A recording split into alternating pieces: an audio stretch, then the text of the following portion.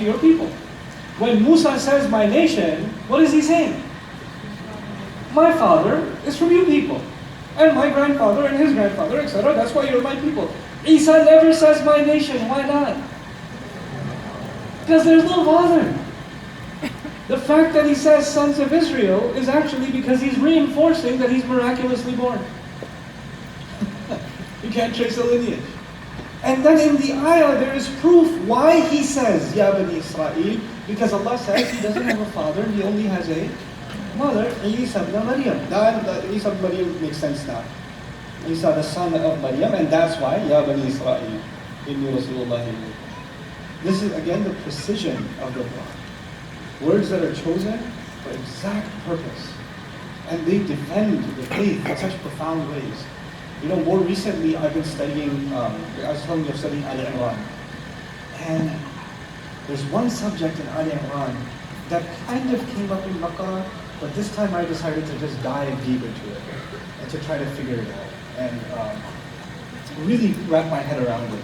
That is, for the Jewish and Christian tradition, the majority of them hold the view that Abraham saw a dream that he was going to be slaughtering his son, and he chose his son Isaac and took him up a mountain and had him, well, he was to be slaughtered. And the Muslims, majority of us have held the view that it's Ismail. And you would think, okay, but some of our scholars also agreed with their views and said it's Ishaq, it could be Ishaq too. The thing is, it makes a really big difference. It's not a small detail. Is it Ishaq? Is it Ismail? It's not a small difference. It's a very, very big difference. You see, the Jews developed an idea that Ibrahim had two kinds of children, blessed and cursed. And the blessed child was Isaac.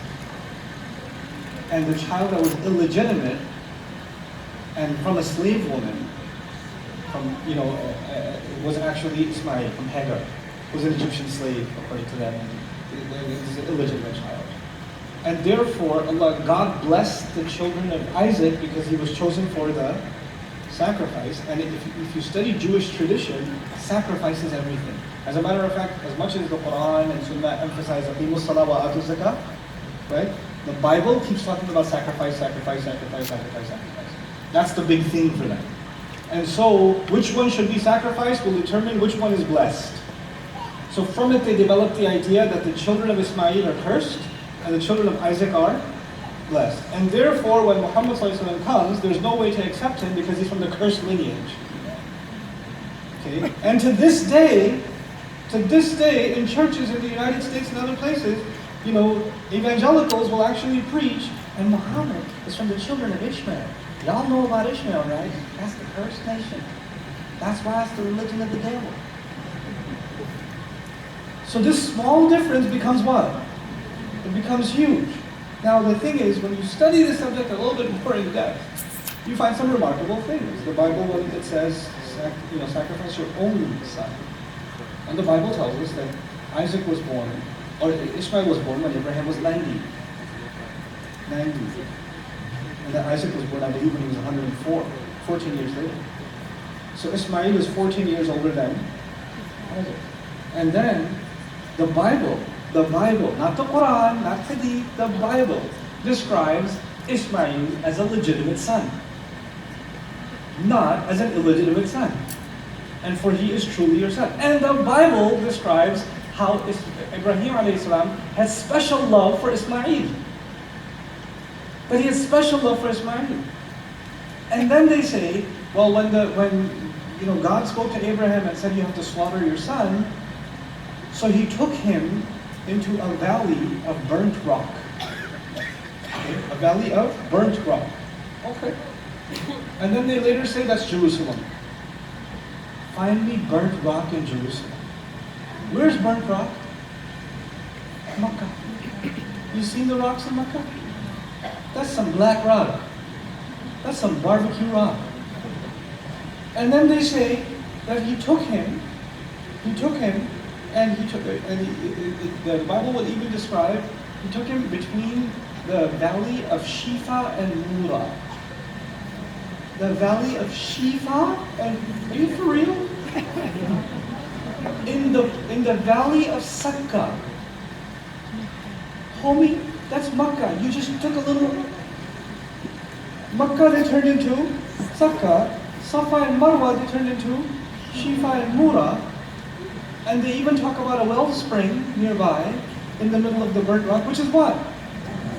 It's all in the Bible. That's all there.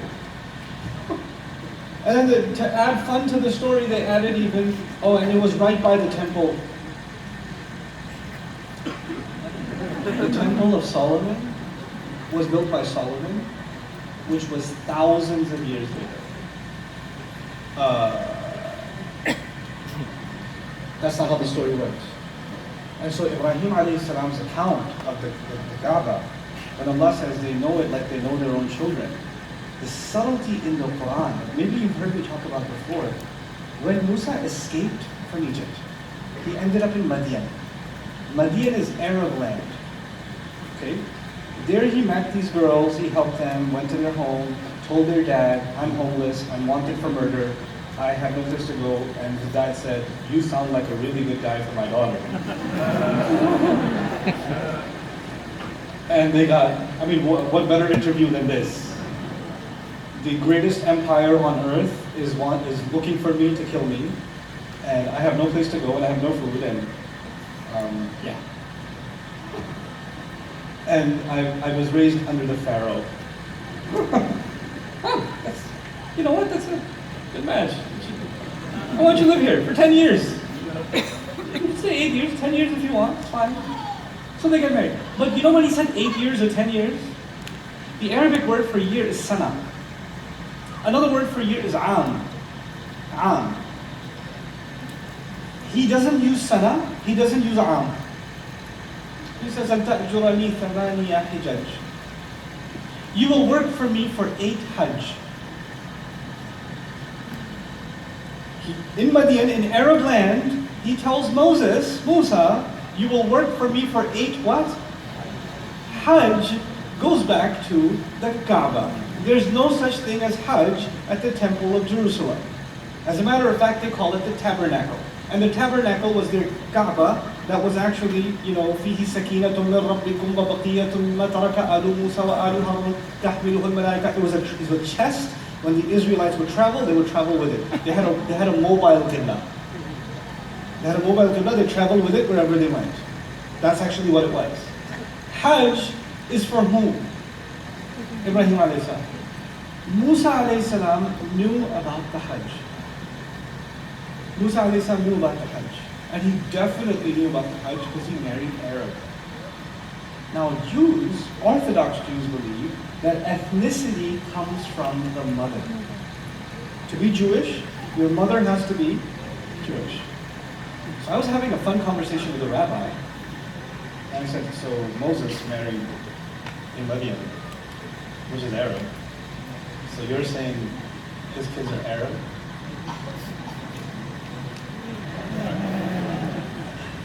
Why you gotta hate, bro? The thing is, the reality is ethnicity comes from who? The father. And if ethnicity came from the mother, why do you call yourselves the sons of Israel? You call yourselves by the son of who? Your father, right? So even your name is contradicting this view, because ethnicity comes from the mother. Anyhow, those are some interesting conversations I've had with rabbis. They say some cool things. Sometimes they say the weirdest things. One time, one rabbi told me Abraham loved arguing with God. That's why we argue with God. Because they question everything in the law, proudly. And they say, the analogy is when a child is young and the father says, do whatever, I say the child says, yes, father, yes, father, yes, father. And then the son grows older and the father says, do this trade. And the son says, no, technology has changed, life has changed, I know how things are, I know better, Dad, I don't think you understand, this is a better university for me, this is a better job for me. And that day is a proud day for the father because the son is mature enough to make his own decisions and is questioning the instructions of the father. And that's actually a sign that he's become independent. And that's why we question God's law. Because God is proud of us for questioning what he says, because that means we have matured. And I was like, where did you get this idea from?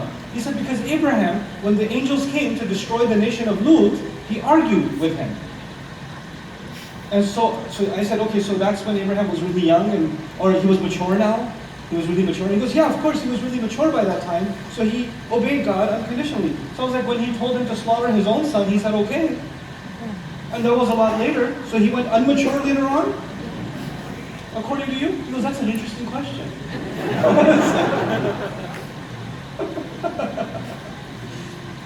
You know, إِنَّ هَذَا الْقُرْآنِ يَقُصُّ عَلَى بَنِي إِسْرَائِيلَ أَكْثَرَ الَّذِي هُمْ فِيهِ يَخْتَلِفُونَ. This Quran will tell the Israelites a lot of things they have disagreement about, they have internal conflicts about. Quran came to resolve these conflicts. The relationship we have with the Christian and Jewish people is not one of, yelling at them and, correcting them. Actually, we're there to save the legacy of their own prophets. We have to introduce them to Ibrahim again. We have to introduce them to Musa again. We actually introduce them to Eisa again. One time in Colorado, I was going through the passage of Maryam, in Surah Maryam. It was a church group. And I was just I wasn't even giving a dust. I was just translating the ayat from Surah Maryam. And I kid you not, the amount of tears in the church group. So I was just bawling in tears, just listening to what Quran has to say about Maryam. Because they just, تَرَى أَعْيُنَهُمْ تَفِيضُ مِنَ الدَّمْعِ. Quran says you will see their eyes roll with tears. You'll see their eyes roll with tears. I see it right in front of them. So we have something to present to them that has been hidden away from them. They're looking for it. And we're sitting on it. Anyhow, so today I've so far given you هذا